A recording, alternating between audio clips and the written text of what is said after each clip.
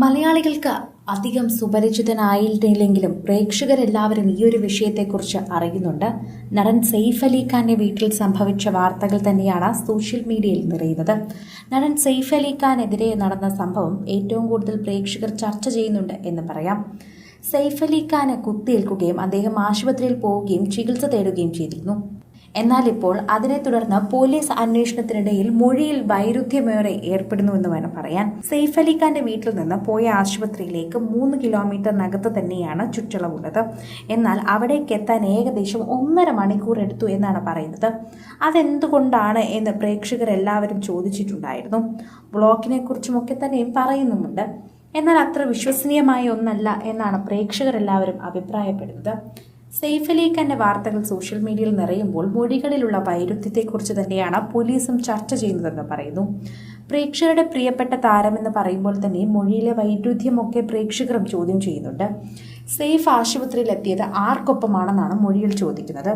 മൊഴികളിൽ പൊരുത്തക്കേടുണ്ട് എന്ന് ഇപ്പോഴും പറയുകയാണ് എല്ലായിടത്തും. പോലീസ് അന്വേഷണത്തിൽ തന്നെയാണ് ഇക്കാര്യങ്ങളൊക്കെ തന്നെയും രേഖപ്പെടുത്തിയിരിക്കുന്നത്. നടന്റെ വീടിന് തൊട്ടടുത്തുള്ള ആശുപത്രിയിൽ എത്തിക്കാൻ 1.25 മണിക്കൂർ വൈകി.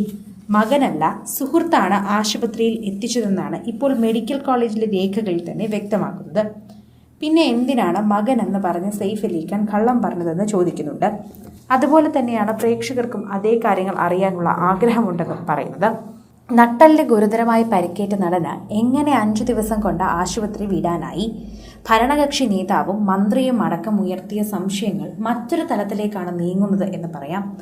സംഭവത്തിലെ പൊരുത്തക്കേടുകൾ തെളിവാകുന്ന ബാന്ദ്ര ലീലാവതി ആശുപത്രിയിലെ മെഡിക്കൽ രേഖകളാണ് പുറത്തു വന്നിരിക്കുന്നത്. ആക്രമണം നടന്ന് പുലർച്ചെ 2:30-ക്കാണ്.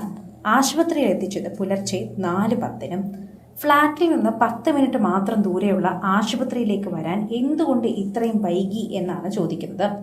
ഓട്ടോറിക്ഷ ആശുപത്രിയിൽ എത്തുമ്പോഴേക്കും 8 വയസ്സുകാരനായ മകൻ തൈമൂറിയനാണ് ഒപ്പം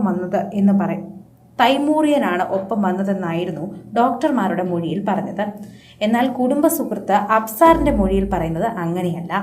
എന്നാൽ കുടുംബ സുഹൃത്ത് അബ്സാർ പറയുന്നത് ആശുപത്രി രേഖകളിലുള്ള പേരാണ്.